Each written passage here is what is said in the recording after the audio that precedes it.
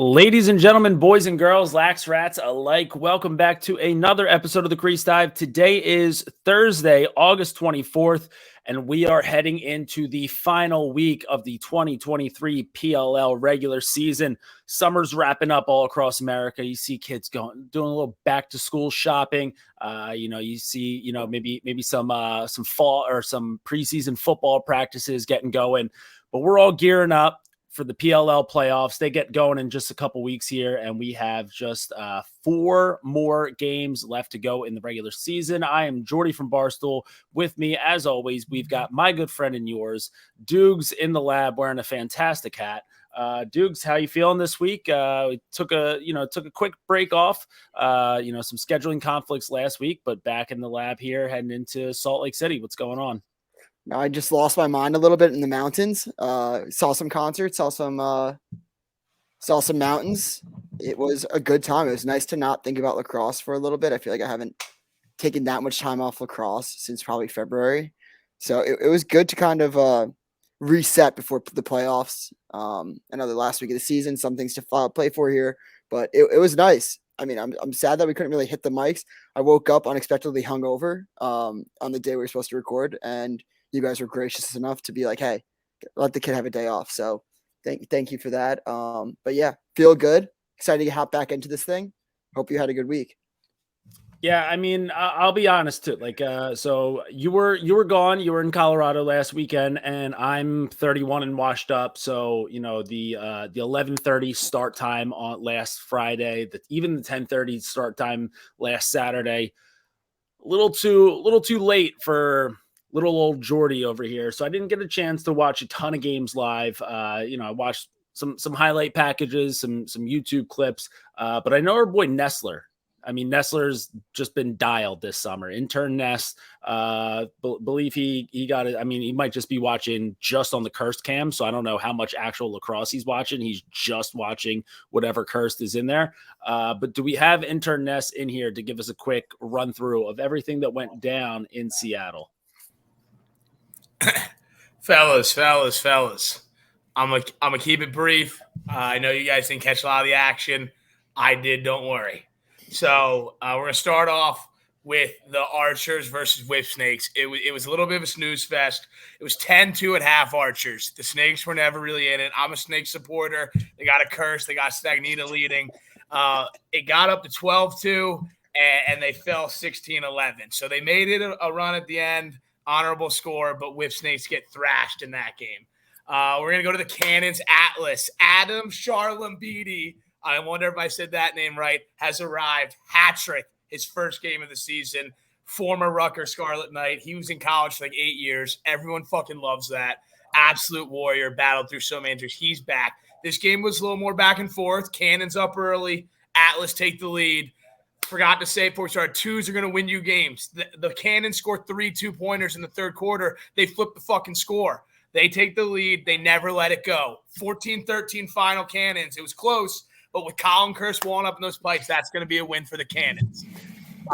Water Dogs versus the Chaos. The Water Dogs come out firing 2-pointers in the first quarter. They go 2 2-pointers in the first and another goal on top. It's 5-0 early. It's rare to see Blaze and the Chaos down 5-0. But the Water Dogs held them off the rest of the game. I think we had them at 7-2 at one point. And I don't have the final in my notes. That just shows you I'm not looking at the stats right now. I'm going purely off of my notes. I'm a notes guy. No, I'm not. Just lied, but they are my notes. Gonna keep going now.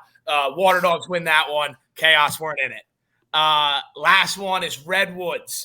Redwoods were up early. People thought the Chrome were kind of just going to roll over. They keep it interesting. Things got a little chippy. Everyone saw the video. Pinnell pulling the helmet off. He kind of got sunned a little bit after. I don't know what was going on there. A couple punches could have been thrown. No punches thrown. But then we go back into overtime again for the Redwoods. Back-to-back games. They go and win it. Pinnell with the feed. Bang from X. Quick game over just like that. The Redwoods are dancing. They're hot. They're getting some E going into the playoffs. It would be a darn dong shame if we got the Redwoods, Cannons, and the fucking Whip Snakes all in the semifinals. That'd be a shame for Curse fans. We'd hate to see that. We're not rooting for that. Triple wink. That's the weekend, fellas. Thank you, Intern NESTLER. By the way, do you have any picks for goalie of the year or teammate of the year? That's a shame. That's a shame that we can't hear it. Man, poor guy. Internet just cut right out there for a second. I can't, he needs to get new Wi-Fi before he gets back on here. Yeah, I mean, hopefully he gets figured out by the end of the episode. We'll see if we can put that in his payroll. Yeah. I will say, like, again, didn't get a chance to watch a ton of lacrosse last week, but I feel like everything that happened is pretty much exactly the way that it should have, right? Like the Archers needed to go in there and take care of business in order to lock up that 1 seed. They did that because we know that we can count on the Archers. We know that they're built to be a great team. They've got studs all over the field. And on the flip side of that coin, the Atlas or the Chrome needed to take care of business last week and win in order, Atlas could have solidified their spot in the playoffs. The Chrome could have made it at least a little bit easier for them to potentially sneak their way into the playoffs this week. And both of those losers couldn't get shit done. So Atlas and Chrome just piss poor, pathetic summer out of those two teams. Archers continue to roll. I did love the chippiness. So I mean, seeing Pinnell getting a little dust up there. Also, some words were exchanged in the Chaos Water Dogs game between Ian McKay, Kieran McCardle. So like to see the intensity ramping up here as we get closer to the playoffs. Would love to see some shit pop off in the playoffs. I'll tell you that much right now. I've been dying for a good fight. Yeah, I'm actually going to call out every single PLL player and call them the pussies. I saw McKay call McCardle a pussy. I'm calling all of you pussies. Give me a pussy, something enjoyable to watch on TV. Like, I don't get into fights. I can't get into fights. I would lose a fight. I'd like to see these guys mix it up a little bit. I need to be able to blog a fight. Like there's only so many goals, like sick highlights that I can blog about lacrosse before people in the comments are like, this sport's so fucking lame. Like, you're gay for watching it. Like give me a fight. Like, dude, I've been blogging so many Minto Cup fights and like senior A box fights this summer. Like, you're dude, a loser. Oh yeah. I've just been doing that just to suck box across Twitter. Yeah, you're trying to get them on a hole in your side. Trying to get that on my side. I'm like, hey, I'm not the guy who says that Lyle Thompson sucks over here. But how many fights has Lyle gone into then? None, pussy. But here's the thing, like those are like clips like I can blog and I know like people are gonna be like, they're not gonna just shit on, they're gonna be comments that are like, yeah, lacrosse sucks, like not a real sport. But then there are gonna be some people that are like, yeah, it was a good scrap. So like I need the PLL, give me a good fight, because I can't, like, listen, I love the dude, like the Xander Dixon goal. And I know that Nestler's in the back end here, so he's probably punching air right now because the Xander Dixon goal was against Kirst. But like the make it look like you're going to shoot low and then you finish high, like shit like that, to me, I'm like, yo, like that was dirty. I can't blog that though, right? Because the regular human being, the regular sports guy, like isn't going to appreciate that. Anybody can appreciate a fight. I would love a good fight. A fight. What is it, like? Human. I think this is a Big Cat quote. Humans crave contact. Humans were built since the days of the gladiators to fight. You have weapons of mass destruction in your sticks and your long poles. Whack the shit out of someone. Get into a fight. Get onto SportsCenter. Like, I love when people tell, like, or not, like people in my mentions saying that like the PLL sends me to all this shit and like I get paid for it, which, by the way, not a dime back. Haven't seen $1. Would love to see $1. But like, just like, if I was gonna be promoting anything for the PLL, to be like, yo, do this to get on SportsCenter, do this to get on Barstool, do this so we can talk about, get into a fucking fight. Like, it's just awesome. Like that Ocello fight, play it back for me 10 times out of 10. Like that was the one time. They still do put that Ocello fight in a lot of clips, like, and like that's the thing. Like it was like it's like, yeah, give us another one of those. I enjoyed, and I will say the Salama fight, the Salama versus Pinnell fight, I will say I think that was going to turn into one if the helmet was still on. I got why it didn't come to blows. There's probably suspensions right before playoffs if Pinnell threw a fist, or even if Salama did with no helmet on, because like that's basically initiating when they can't do anything back to you, because you know if you lose something. So I kind of got that one, but just in general, would love to see like maybe a Canadian, like even just Rough and Rowdy. Just go to Rough and Rowdy. Like do a Canadian versus American thing. I'd fucking love to see it. Ooh, all right, yeah. So some good old fashioned xenophobia there. Just a couple guys. But I would again would love to see a fight because again I love the goals, I love the highlights, I know, but like just give me something that like every sports fan is gonna be like, all right, yeah, like that was bloggable. Hockey for me. I don't like. I'll watch hockey because of the fights. Yeah. I mean, dude, like think about how many people watch NASCAR just for the crashes, so right. It's like for hockey, my two favorite things are mic'd up moments and fights. Yeah.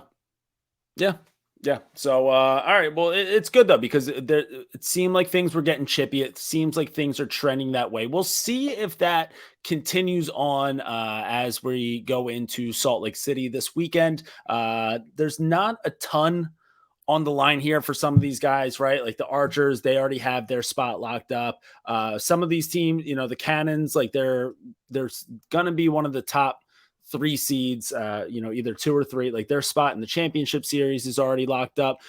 Cannons will probably end up playing well this weekend just because of how much the state of Utah means to the Holman family. So like you'll probably get a little bit of juice out of them, but like Archers don't have any reason to actually like show up and play lacrosse this week. Like there's no, unless like you want to see how you stack up against the Water Dogs for a potential championship game, like you kind of like use this as a championship preview, but like why would you even risk like losing anybody in that game? So like Archers don't have anything to really play for.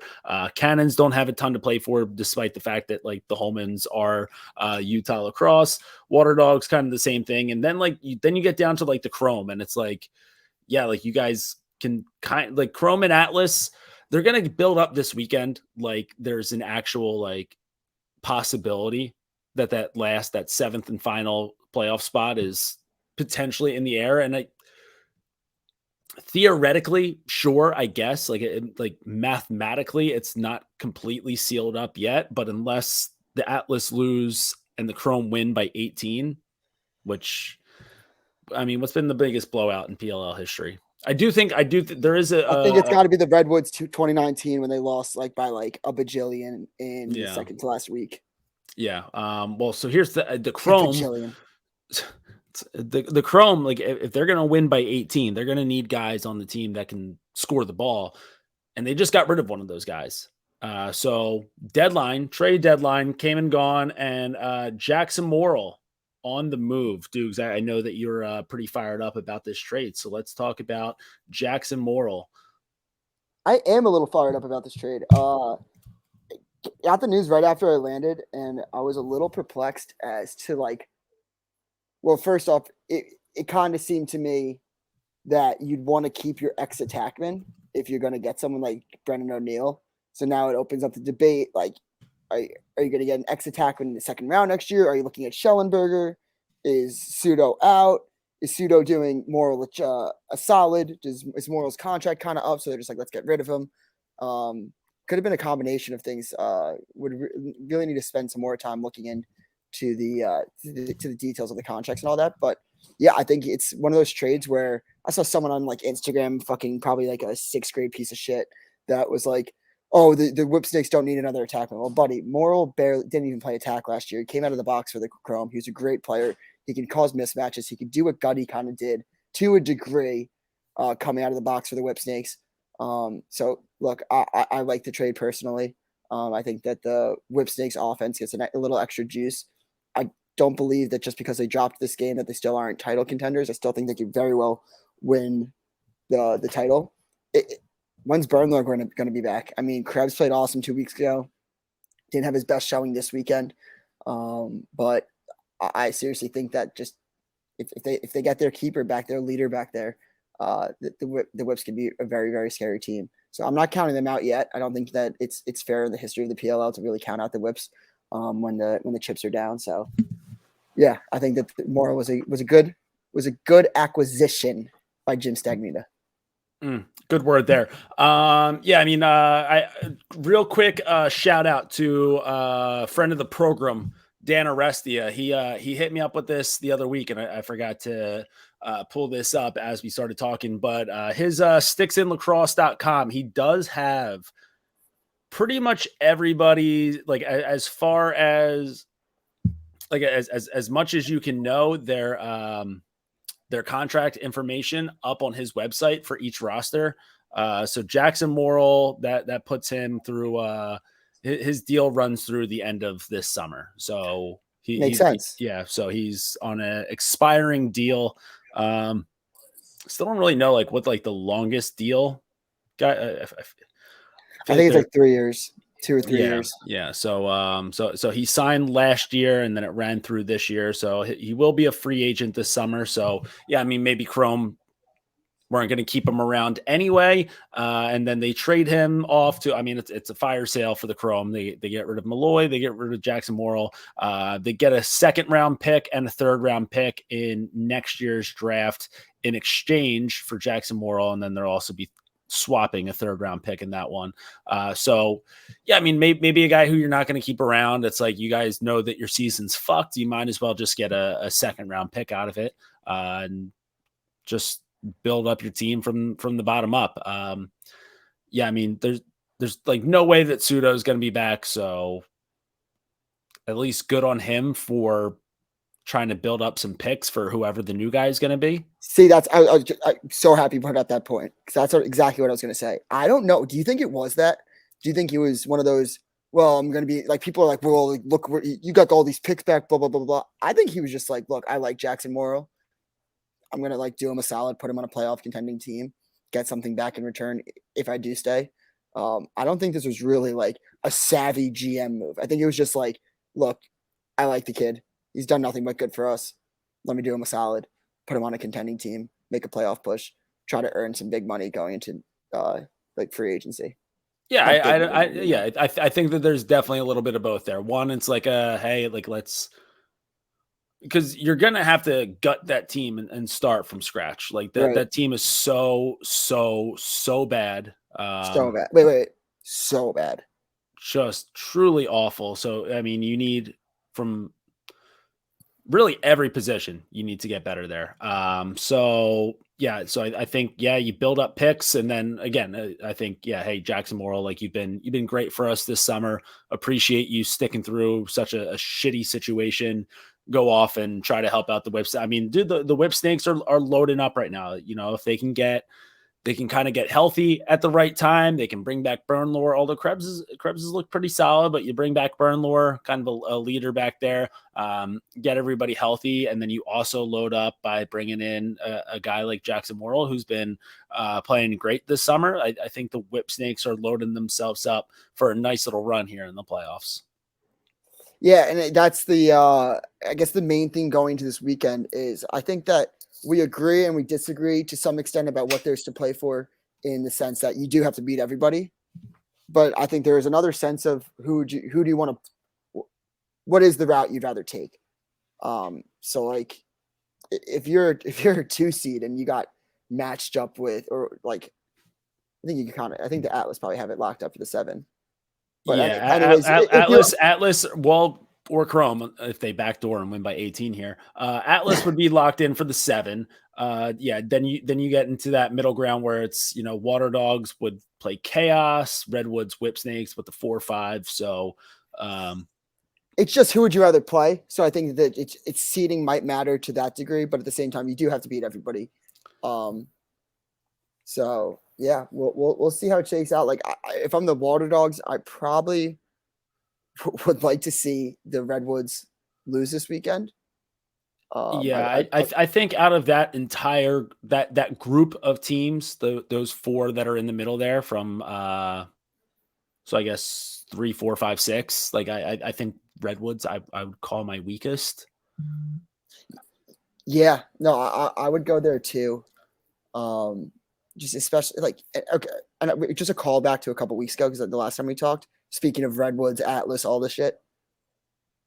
Are we gonna have a hashtag Doogs was right? I don't know if I was loud enough with it, but I would say I was right in the sense that people were way too early to call that trade a win for the Woods. Yeah, I mean, we got a little vintage Miles, right? And it's not like he's been like great, but he's been like, it's not like he's been like all-star levels again. But he has. But it's also one of those moments where you're like, oh fuck, like this guy's like bigger and stronger than like pretty much everybody out here, and he can just like put his shoulder down, run through guys, and then made sick little play to I think he ended up Yeah, with the hockey assist on that one, or did he get the assist? Yeah, he had like a hockey assist. Yeah. No, he had an assist to like it was like a hockey like tap in. Yeah. But yeah, I mean he's just looked like a physical dominant specimen with something to prove. So I would just like to call out all those sixth graders on Instagram. Fuck you. Something about the Atlas colors also make them look bigger too. I think it's the fact that the Atlas colors are like they're like softer colors, right? It's like a pastel blue. So like I don't know, like the green just kind of like camouflages his size a little too much. Like I could not agree more. It's also when you're standing next to Serge Perkovic and you're standing next to those monsters of that midfield in the Redwoods, you just don't look as big. Yeah, so you just don't he notice looks it. so much bigger. I completely agree with that take. Yeah. Hard to explain what it is, but I know what my eyes are seeing, and he looks fucking massive in that. What you're seeing is a 6'6", dude. All right. Well, yeah. So I mean, clearly the Whip Snakes are going to win the Jackson MORRILL trade. So I guess Lax Twitter can claim that one. But yeah, everyone who was a little too early to claim that the Redwoods just fleeced the Atlas in the Romar for Miles trade. Not so fast, my friend. Yeah, not so fast, my friend. I'll tell you what, before we get to our weekend preview in Utah, it was announced the finalists for the awards were announced today. So, we've got MVP, Rookie of the Year, Coach of the Year, the Humanitarian Award, Leadership, Teammate. All the way through. And I'll tell you what, the one theme that I'm noticing, other than the Humanitarian Award, which might have a lot to say about the guys on this team, but I'm pretty sure the Archers have a finalist in every single category. I'm gonna pull this up just for the people that are subscribed to our YouTube. If you're not subscribed to our YouTube right now, get your ass over to the World Wide Web. Click www.youtube.com. Go to the Crease Dive podcast. Click that subscribe button. Smash it even. And do us a solid. Try to get these numbers up so we can do more in the lacrosse world. If you like this content, like this video, subscribe. But yeah, if you're on the YouTube here, you go. I can pull this up. The different awards. I mean, do you want to go one by one or want me to scroll on? Yeah, I mean, let's just go one by one. Obviously, so the way that it was announced, like we're probably going to go backwards from that. So we are going to start with the biggest one, which is MVP. I mean, I feel like it's got to go, got to do either Asher or Marcus, right? Okay. Because here's the thing, I don't know. Is it, it's kind of like the same thing. It's like, all right, like you're not going to give LeBron James the MVP every single year, right? So it's like Blaze and Trevor are always going to be like the two best at their position. Like, can we constantly keep giving them MVP? Maybe at some point you get fatigued from it. Tom Schreiber, unbelievable player, would be my midfielder of the year. But I think that Archers team is kind of the same thing. People got into this conversation last year in the NFL with Jalen Hurts, where they're like, well, is Jalen Hurts the MVP of the league, or is the team around him just so good that it makes him MVP caliber? So is Tom Schreiber the MVP of the league when they also have 8 different guys on the field who are also just supremely nasty? I don't know. So I feel like it's got to be one of the Cannons boys, and I'd probably give it to Asher. I think I think that Marcus Holman has a great year, but I think Asher sets the tone for that team. Just a big boy, throws the body around, extra gritty. I'm sure that Marcus has been an unbelievable leader in that locker, but I feel like that team goes where Asher goes. So he'd probably be my vote as of now. So, yeah, I'm going to take a different angle on this. I'm going to go, I think it's either Asher or I think it's Tom Schreiber. Because I agree with you on the Asher front for the Cannons. I think that Marcus has been an unbelievable player, leader. Probably even, I hate saying this word, it's cringe coming out of my mouth, but role model for the younger people in the locker room. But I think that Asher, the way that he was able to take that Lyle Thompson role from X, and people are probably going to get shit on for this now, but thrive and have an MVP caliber season. I don't think a lot of people expected that. For him, it's almost like he's better without Lyle Thompson. Look, you said it, not me. But yeah, I just think that the way that he's been able to develop and produce in his second year in the league while losing also probably his best weapon at attack last year, I don't see how you can not give it to him. But then you look at what Tom Schreiber is doing. And while I agree with you in a sense, like, yeah, the Archers are kind of just always this good. Schreiber's always just kind of been there. I think we're just getting too dull, or we're getting so used to what he can produce from the midfield position. He puts up attack numbers at the midfield position. It's like I'm going to look it up right now, but I guarantee he's like top 5 in points, and he's a midfielder. So just bear with me. Yeah, it's just like it's weird when you get to that like when you talk about value. Like it's like, is Tom Schreiber better than pretty much everybody else in the world? Sure, but if you take his value away from the Archers, like where are they without him? And they're probably still top 2 in the league. Like if you take Asher away, I disagree with that. Yeah, I hear what you're saying with the value thing, but yeah, I totally disagree. I think that I don't know where the Archers are without him. I think he's in that system. I think he draws so much attention up top. I think he's the perfect quarterback from up top. Again, like Fields. I don't mean that as disrespect for Tom Schreiber. I mean it sounds like it. Let's get this on Twitter right now. No, fuck you. No, that's just ultimate respect for the entire Archers roster. Yeah, but I hear you, but this is gonna sound so ridiculous. I have to just full screen this. But if you take Asher away from the Cannons, can you just add Lyle there? Could you just add? And that's the podcast. All right. Yeah, but we're kind of on the same page. But yeah, I think Ash. Thank you. Thanks. All right. Let's see. What else do we have? So we got MVP. You're going Asher. I'll go Tom. I'll probably change it at some point here. Rookie of the year. Rookie of the year. I mean, to think that program killer Tucker Dordovic up for rookie of the year. I mean, Dukes got to hurt for you. I think you're forgetting something. You're forgetting something. So, do you not remember the take when I started the program killer? I said he kills programs, but if I had the number 1 pick, I'd take him. I mean, that's straight. That's straight from the school of Stephen A. Smith. Just getting able to play both sides of the argument. That way, you're never wrong. I think it's totally different. It's like saying that, like, oh, this guy sucks ass, but I wouldn't be surprised if he ends up being no. good. No. That's like saying like Jalen Daniels. Like you're saying like a college quarterback doesn't translate to the NFL. I'm saying that he translates very well to the pro game. Okay, so he had a pro game that he just that didn't translate to him in college. No. Just because you kill college locker rooms does not mean you can't play with the pros. Fair enough. I know with the way that the face-off is going, we'll say, but like my pick here has to be Sis. When you look back at what has killed the Archers in the past, it was goaltending and the fact that they couldn't win a single goddamn face-off. You bring the missile burger into the mix, and now all of a sudden the Archers are just the most loaded team ever. So my pick there is going to be Sis. All those guys, though, having a great year. And I might even have Ethan Raw as another award winner for me coming up later. I'm going to go.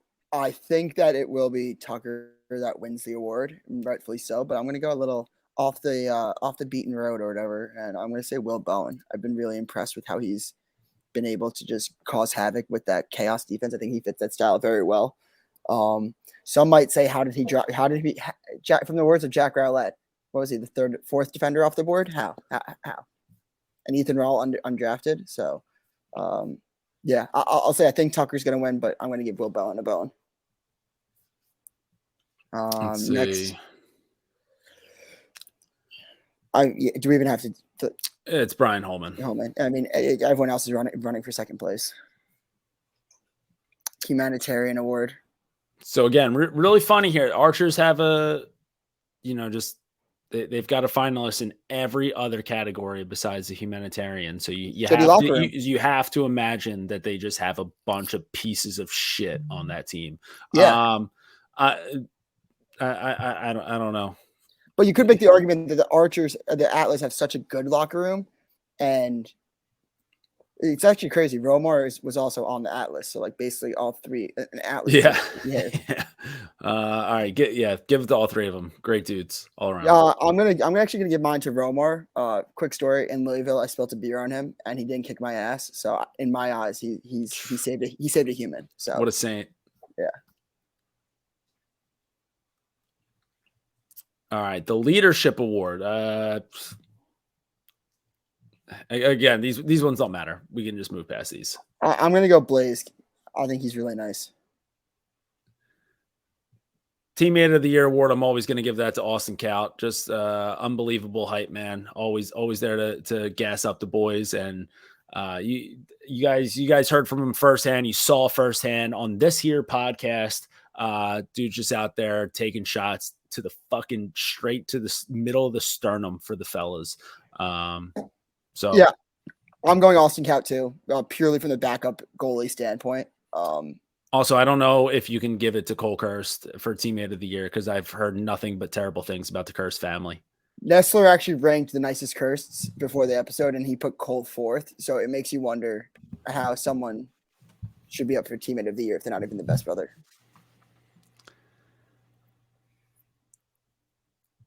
So here's where things get interesting. I agree. Goalie of the year. I mean, so like this is. It should be the Blaze Reardon Award, right? Yes. And at some point it probably will be. Tell you what, I'm not a numbers guy. I hate looking at stats, like to just go off my brain, but I might just need to see where we're at with these guys because I think as far as a 60, who leads the league in save percentage? Dylan Ward. Who's not up for goalie of the year? Dylan Ward. Ward. Does the PLL hate babies? Because is he not up as a finalist because he was on paternity leave the past couple weeks? You'd have to think so. Do they hate fathers? Blaze, Brett Dobson, Colin Kirst, none of them are dads. Right. You're totally right. But you don't technically know that. But yeah. You don't have what is that saying for Father's Day? You don't need a father to be a daddy. So I mean, I bet you some of these goalies are like some players' daddies. I'd have to look at the numbers, but I'm gonna go. I think it's like one of those things where Blaze is just we're so accustomed to him being dirty, and he's the best goalie out of all three of them.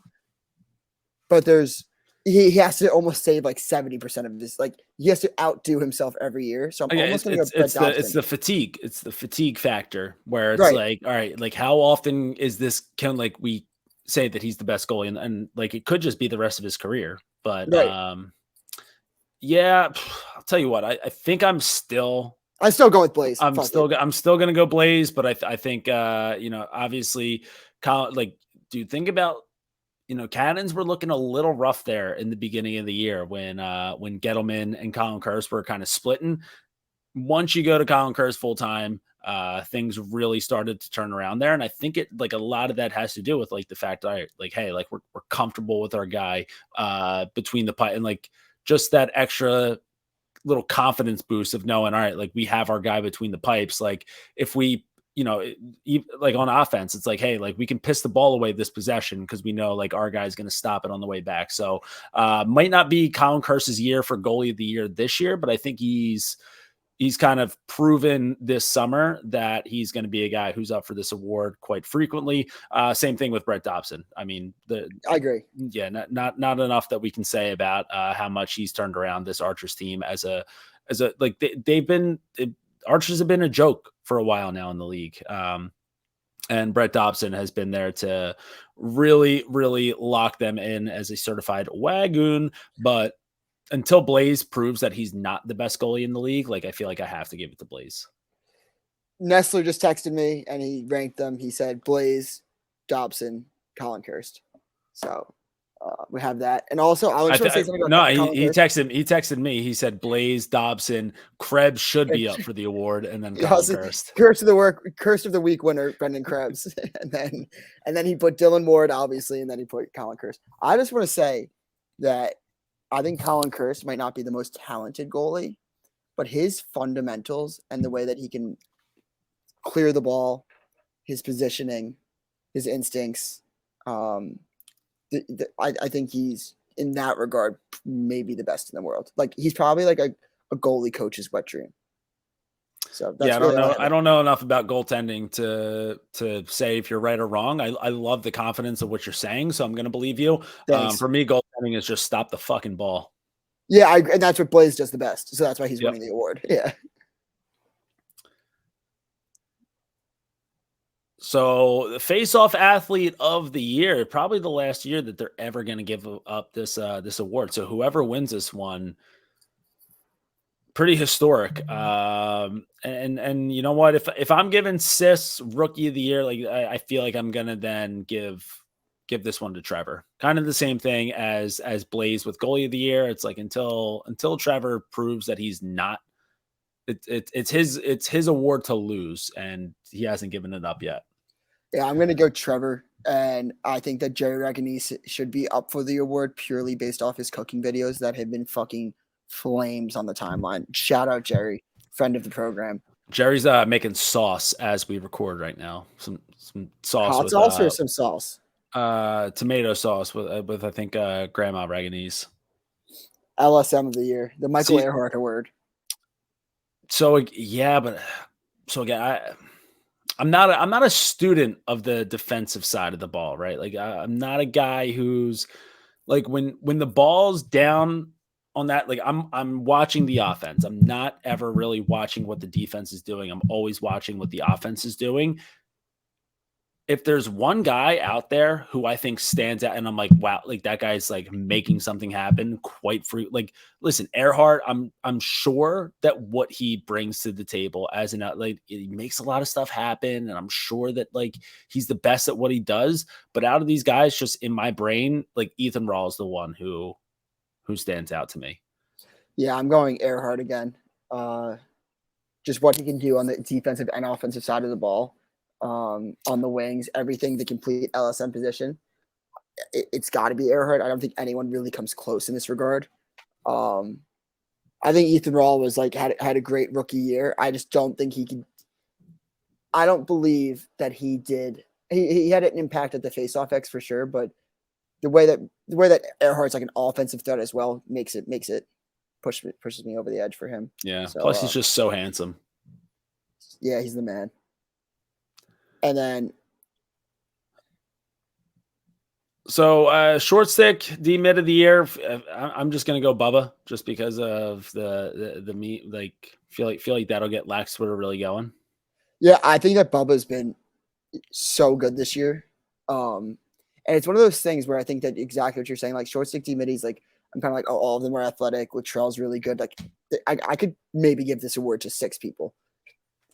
I kind of was like, wow, Bubba really came on this year. Like, I think he's earned that spot in was that trade last year with the Atlas and what they got in return for the Cannons. Like, I think it's kind of evened itself out in that regard. Like, I think Bubba has been shown that he's a fantastic pro.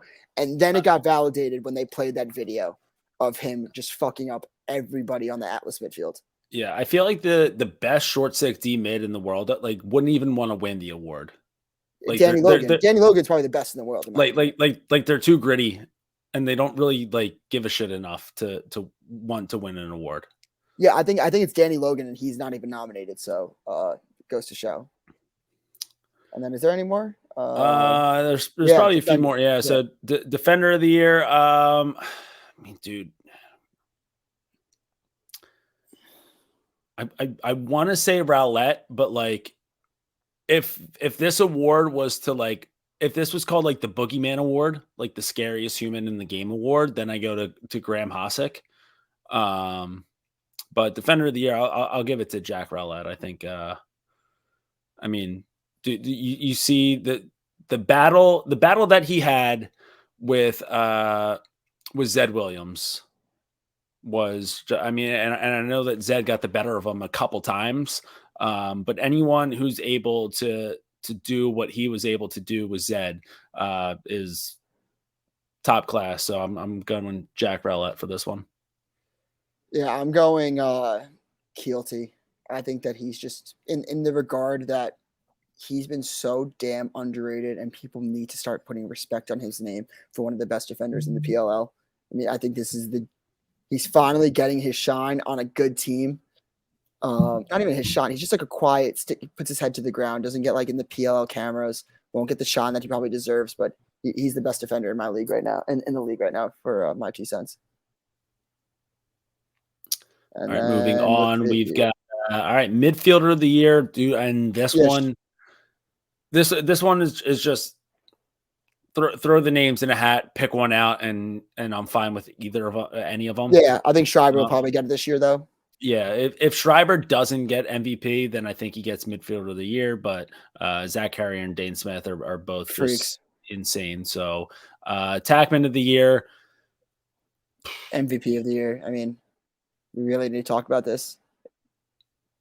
Yeah, I think it goes to Asher. I think all these other guys have had obviously unbelievable seasons. Ryder started off so hot. Connor Fields, nice little.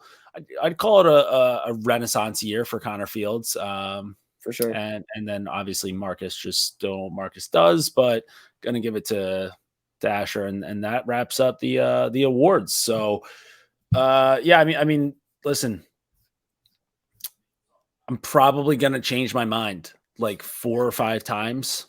So you can make a case for any of these guys to win any of those awards. So if you're someone right now that's listening and you're like, how could you not pick this guy for that? Like, guess what? Like, there's a good chance that if I listen to this podcast back, don't really listen to many of them back, but if I listen to it back and I'm listening to us talk, chances are I'm probably having that same conversation with myself right now. It's like, you fucking idiot. You should have picked the other. So I'll flip flop plenty on that, but all right. So any more thoughts on the awards? Anyone you think maybe got snubbed besides maybe Danny Logan for short stick of the year? Father Dylan Ward for goalie of the year? Yeah, Mac O'Keefe got snubbed for attackman of the year. And I think Chris Gray to an extent might have just gotten snubbed as a nominee. Yeah, it's hard to be an attackman of the year when your team is so bad, but yeah, I think Chris Gray, it's crazy to say, I think Chris Gray had like a breakout year in a sense, and his team sucks. I mean, Mike Pressler. Mike Pressler owes Chris Gray an attackman of the year award. Potentially an MVP too. Might just be. Yeah. All right. Well. All right. Well, let's wrap this up real quick. We've got 4 more games left in the 2023 regular season. It gets going Friday night. We've got Friday night at 8 p.m., 10:30 p.m., and then Saturday night at 7 p.m. and 9:30 p.m.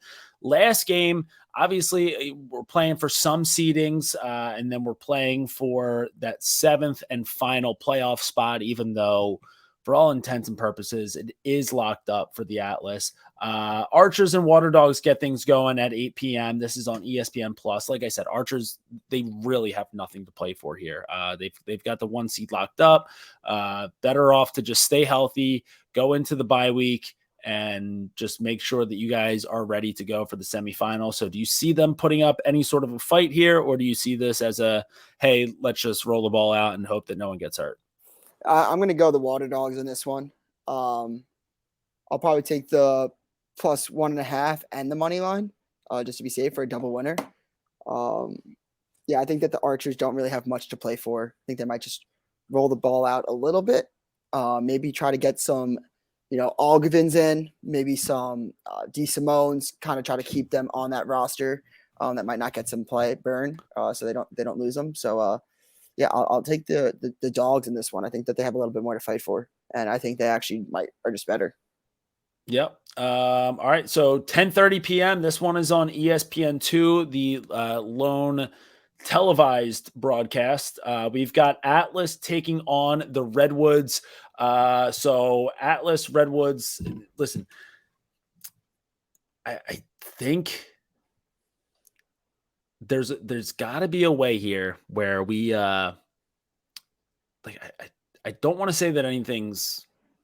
Let me preface this by saying that nothing is rigged. I promise you that nothing's rigged, but I think what's best for the league would be for the Atlas to lose. And then that way they can kind of drum up, hey, like anything can happen. Like the Chrome can win that last game of the weekend. And if the Atlas lose and the Chrome win by fucking 20 goddamn goals, like that spot's still open. They at least want to maybe see if they can milk that last spot being open.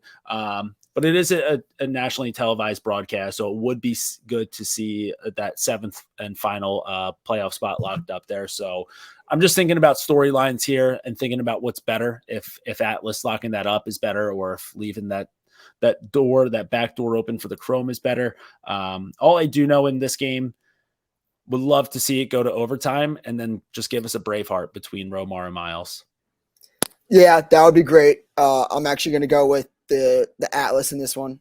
I think they're just going to lock it up. I mean, how many times can they just piss down their legs, right? Like at some point, these guys have to fucking figure it out. They got to go out there, get the job done. They've refused to do it for most of the summer. They have a chance where they can finally be like, all right, let's put our foot down. We've got a fucking nasty offense. I know that we haven't had great goaltending or defense so far this summer, but like, let's put our foot down, take care of business, lock this shit up, and then give us some sort of momentum heading into the playoffs. Like you can't go into the playoffs at 2-8 and expect to do anything. So I agree with you there. Atlas have unless you're the Chaos. Well, yeah, all right, good point, valid point. But Atlas, like out of everybody here this weekend, like the Atlas have the most to play for, right? Because the Chrome are already done. The Atlas, you don't want to lock up, be the last team to make the playoffs, and you still lost that last weekend. So Atlas are the only team that really have anything to play for this week. And if they can't get it done against the Redwoods, then honestly, they should just miss the playoffs as well. Let's just go with 6 teams. I agree. And I kind of was looking at player props a little bit. I kind of like to take, there's not that much juice on it. I'm going to take a further look and put more on my Twitter, but I do like Rob Pennell over 3.5 points in that game. Spicy Rob. All right, Saturday, 7 p.m. We've got Cannons taking on the Whip Snakes. Like I mentioned, playing in Utah, Holman family, it's got to mean a lot to them, especially with Brian Holman having his first season in the PLL and coaching. He coached with Marcus and now he's coaching Marcus here. So not that the Cannons have like a ton to really play for here. Like they're going to be a 2 or 3 seed regardless. But I do think that they're going to have a decent amount of juice going into this game, playing in front of a bunch of people who probably watched them while they were coaching at Utah. And also the Whip Snakes, like the only thing that they really have to play for here, there is seeding, but right now they're on the outside looking in as far as the championship series goes. Now I know conventional wisdom will lead you to believe that, maybe some of these teams are playing for a spot in the championship series. But if you remember back to last winter, Jim Stagnita fucking hates 6s. Guy wanted to blow his brains out at that tournament. They were so bad. He hated every bit of it. It's his least favorite thing in the world. So if there's a chance that the Whip Snakes can finish 5th or 6th and he doesn't have to go through that shit again, I think that he's going to sign up for that 7 days a week. So Whip Snakes losing the game, but winning in Jim Stagnita's mind that he doesn't have to go to the championship series again. Yeah, I like that thought process. I'm going to take the Cannons as well in that one. I want to take the Whip Snakes. I'm probably in between this one a little bit. Check out my Twitter for official pick. I'm going to see what we go back to it. Give us the fucking rosters earlier. But yeah, it depends on the roster shakeout. But right now, I'm going to take the Cannons.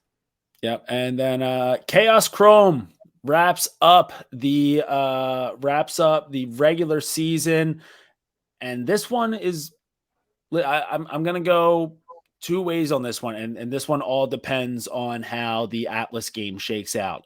So if the Atlas win against Redwoods on Friday night and they lock up that 7th and final spot, then Chaos will go in here, beat up the Chrome a little bit. They'll win by like 5 or 6 before they can really start to shut it down.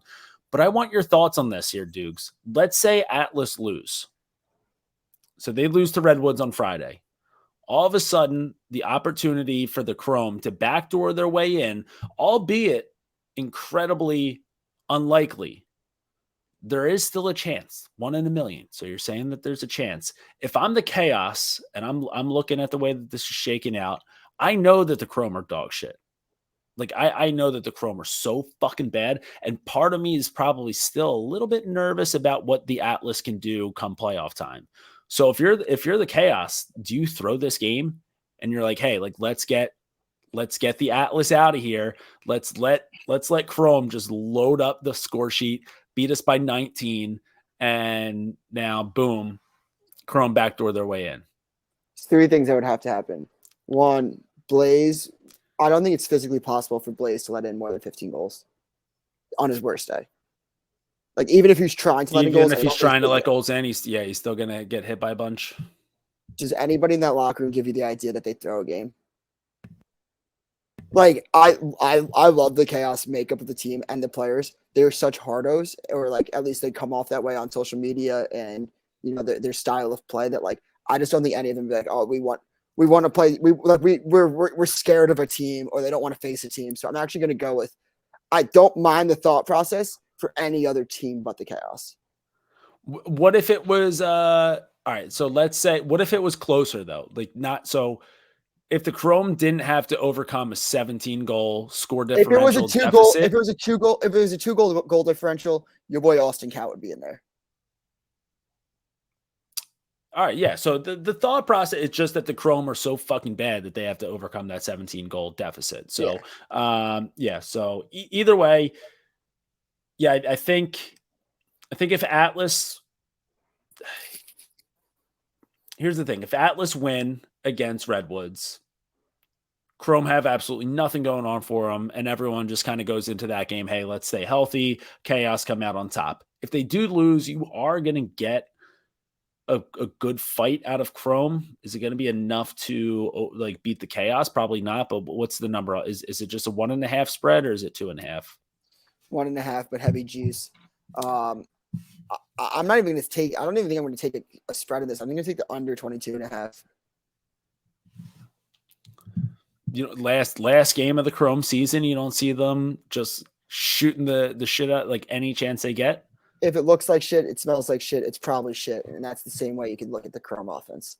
But on that note, I'll take a first goal scorer. Cross Ferrara plus 700. Love that. Coming from the big cross guy on the planet. Yeah, I don't know. I'm just would love to see some fuckery afoot, but I agree with you there. I don't see that actually happening. So chaos big. And well, my last thing that I forgot to say, in the Cannons game, I'm taking over 2.5 2-pointers. Bomb squad. What's the air like in Salt Lake City? Denver's pretty thin. Overs, I think. Yeah, ball's going to be moving. I think under, though, in the one game, because I'm going to talk myself into the under now, is people are going to be so gassed and they can't run a lot. I'm going to talk myself into that more. I should have workshopped that take more. Right, because we can't underestimate altitude. Right, and I just being there for a week, I underestimated it. But here's Nestler with Curse of the Week. Nestler? Fellas. Curse of the Week. Thanks for turning my mic back on. I appreciate it. So to get started, we're going to go honorable mention. Adam Sherlin-Beatties comes out, scores a hat trick in his season debut, gets a cursed of the week honorable mention in his one game of the year. Hopefully he sticks around. This Cannons need everyone they got. They're making a big playoff push. Congratulations, Adam. Let's go Scarlet Knights. Bleed red, baby. Second cursed of the week honorable mention, Robbie Moskowitz. Just a small town kid from Chatham. He led 85 people safely on and off a boat in the Hudson River this weekend. Unbelievable guy. That's what he does. You know, he made sure everyone's safe, made sure everyone was organized. Curse of the week, Robbie Moskowitz. And last, wait, what happened with the boat? Oh, nothing happened with the boat. Everything was fine, but he was in bang. Everyone's on it. Oh, okay. So he was just helping people get all right. Correct. And we got third honorable mention of the week. Dylan Ward, 17 saves. 17 saves, Dylan Ward. Marks the first time we haven't had a cursed honorable mention. Water Dogs are hot. Big reason Dylan Ward back between the pipes. Some of that dad energy. And this week's winner, first time ever, Michelle Cursed, the leader of the Curse gang, Mrs. Cursed. Without Mrs. Cursed, none of this is possible. I want to give a special shout out to Mrs. Cursed. If you're in the lacrosse world, you're from New Jersey, you know her. You definitely know her sons. Mrs. Cursed, and congrats on your first Cursed of the Week award. You beat a lot of your sons to it, so you'll have that over their head. And that's the Cursed of the Week this week. And just to be clear, guys, Salt Lake City, I'm pretty sure is in a valley. I don't think it's high altitude. I could be wrong, but it's definitely like kind of low. But yeah, Denver, Utah, the same thing. Colorado and Utah, the same thing. We should have cut his mic before that. No. Yeah, the disrespect towards the Cursed brothers by giving their mother the award. Are you trying to insinuate anything? What do you? I just want to have a conversation about it. We're not geography guys. Doogs is basically going on record saying he hates moms. That's ridiculous. That is. I love my mom. To take away the disrespect towards my friend's mom is crazy. I would never say I love my friend's mom. I never said that. You're just taking this moment away from Mrs. Curse. This is absurd. You're putting words in my mouth once again. This is unfair. Well, now I take it out. This is my favorite bit with NESTLER. This is bullshit. We'll just fucking end it. Fuck Ross Ferrer and fuck Salisbury, dude, while I have my fucking mic on. Fuck. Well, shout out. It's a huge Curse of the Week for Lax moms everywhere. Yes. I mean, Lax moms, you guys all put in just a big time performance all summer at the tournaments. Maybe you're a Lax mom who's just moving your little boy into college for the first time to play some college ball. You've got fall ball on the way. So shout out to all the Lax moms out there. Shout out to Michelle Cursed. Is a tough showing for the Cursed boys that they don't even get an honorable mention this week. So gonna need a big bounce back from all of them this weekend. I'm gonna need a big bounce back from everybody to make sure that you're following us on social. We are at the Crease Dive on Twitter and Instagram. Again, like Doog said earlier in the episode, make sure that you are smashing that subscribe button on YouTube. Let's get those numbers up as we head into the playoffs. And boys, let's keep it low to high until the day we die. We out.